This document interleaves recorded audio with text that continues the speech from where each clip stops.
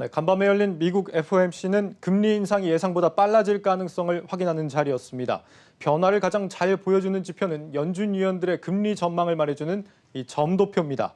지난 3월 전망과 비교해 상당한 변화가 감지됐죠? 예, 그렇습니다. 전체 점도표가 나와 있는데 중요한 것은 2023년입니다. 이 점도표가 이제 연준 위원들이 매년 연말에 기준금리가 얼마를 나타내고 있을지를 전망한 표인데 이제 2023년을 살펴보겠습니다. 자, 지금 전체 18명 가운데 13명의 위원들이 2023년에 금리가 올라 있을 거라고 예측을 한 겁니다.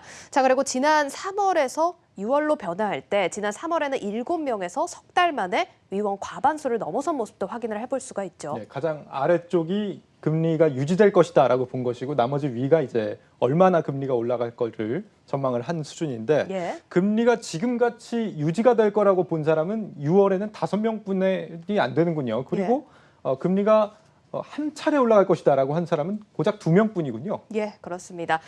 많게는 6번씩 또 오른다라고 보는 사람까지 있었는데 언제나 연준 내에는 매파와 비둘기파가 있기 마련이니까요. 그 중간값을 살펴보자면 2차례 오를 거다라는 전망으로 좀 정리를 해볼 수가 있겠습니다. 그렇군요.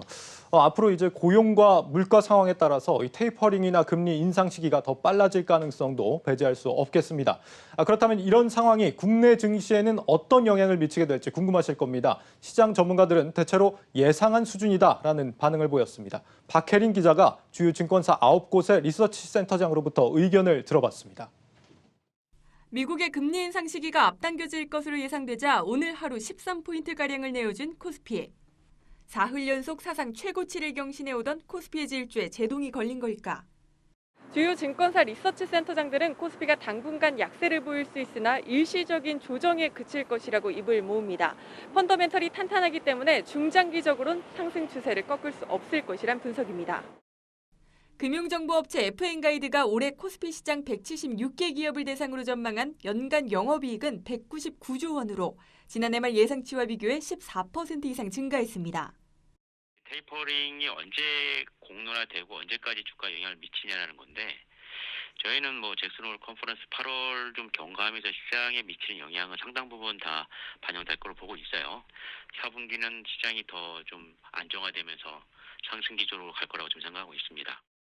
주요 증권사 센터장들이 전망하는 3분기 코스피 예상 밴드의 상단은 3,300에서 3,500, 지지선은 3,000에서 3,200을 제시했습니다. 그 조정 기간에 큰 흐름에 놓여 있는데 하반기에는 그걸 다시 좀 뚫을 거라고 생각을 합니다. 올해 안으로는 일단 한 150조 이상의 그 단기 순이익을 전망하고 있고 내년에도 그게 추가적으로 더 증가할 수 있다는 그 생각을 갖고 있어서 올해 중에는 한 3,500 정도는 충분히 가능할 거라고 생각하고 있습니다. 그렇다면 당장 단기 조정 장세에는 어떻게 대응해야 할까? 전문가들은 실적 성장이 예상되는 종목 위주로 조정 시 매수 기회를 잡는 게 현명하다고 조언합니다.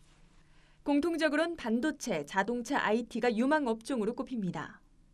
그 조정을 활용해서 성장주를 좀 더 담아라 그런 얘기를 드리고 있고 서프라이즈의 강도가 좀 약해지면서 오히려 성장이 희소해지는 시기로 넘어갈 거기 때문에 오히려 성장주를 좀 더 담아야 된다 이렇게 보고 있습니다.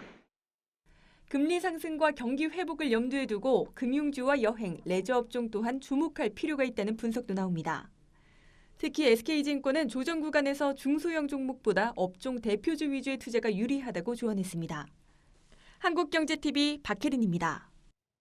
미 연준이 통화 긴축 시계를 앞당기면서 한국은행이 연내 기준금리를 인상할 가능성이 더 커졌습니다. 부채가 무려 1,700조 원에 달하는 우리 가계는 이자 상환 부담이 만만치 않을 거라는 전망이 나옵니다. 이 대출 수요자들은 어떻게 대응하는 게 좋을지 전민정, 김보미 기자가 차례로 전해드립니다. 6월 FOMC가 예상보다 매파적이어서 금융시장의 변동성이 커질 수 있다. 필요시 시장 안정화 조치를 시행해 나갈 계획이다. 한국은행이 미 FOMC와 관련해 통화금융대책반 회의 후 내놓은 평가입니다. 시장 안정화 조치를 재차 언급하면서 연내 금리 인상 가능성을 강하게 시사한 겁니다.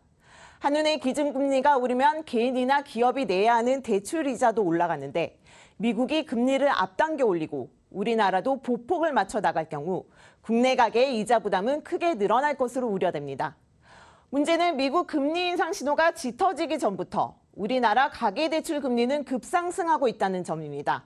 하는 통계를 보면 예금은행의 가계대출 금리는 지난해 12월부터 넉 달 연속 오름세를 보였는데 4월 대출 금리는 지난해 1월 이후 15개월 만에 가장 높은 수준을 기록했습니다.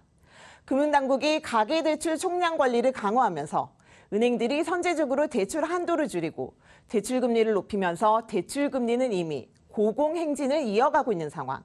금리 인상 신호와 맞물려 더욱 가파르게 오를 것이란 전망입니다. 금융당국은 다음 달 1일 DSR 40% 규제를 앞두고 오늘도 은행연합회, 여신금융협회, 저축은행중앙회 등 금융 관련 협회 임원들을 불러 가계대출 관리를 주문했습니다. 특히 상대적으로 규제가 느슨한 이금융권으로 대출 수요가 이동하는 풍선 효과를 차단하기 위해 주문 강도를 높일 것이란 관측이 나옵니다. 이금융권의 경우 지난해 총량 규제를 없애주면서 규제가 완화됐지만 지금은 대출 증가율이 5.4%에서 5.5%를 넘지 않아야 한다는 금융당국의 권고를 받은 상황. 여기에 기준금리 인상까지 이어지면 기존 신용등급 7등급에서 6등급으로 대출 가능 조건이 깐깐해질 수밖에 없다는 게 업계 관계자의 전언입니다. 한국경제TV 전민정입니다. 대출 섣불리 갈아타지 말라. 금리 인상이 다가올수록 차주들의 불안감이 점점 커지고 있는 가운데 기존의 변동금리 대출을 선제적으로 고정금리 대출로 갈아타야 하나라는 질문에 5대 시중은행 PB들은 이같이 답했습니다.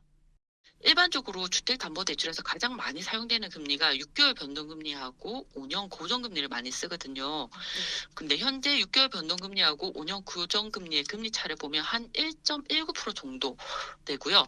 이미 시장에서는 고정금리의 금리 인상 부분이 상당히 많이 반영되었다고 생각하거든요. 굳이 성급하게 옮겨 탈 필요는 없다라고 저희는 보고 있습니다. 그리고 또 앞으로를 대비해서 지금 바꾼다 하더라도 향후에 금리가 단기적으로 빨리 이렇게 변동될 여지는 많나 보이지 않으니 그냥 아직까지는 기존대로 보유하는 게 좀 더 나을지 않을까 싶습니다.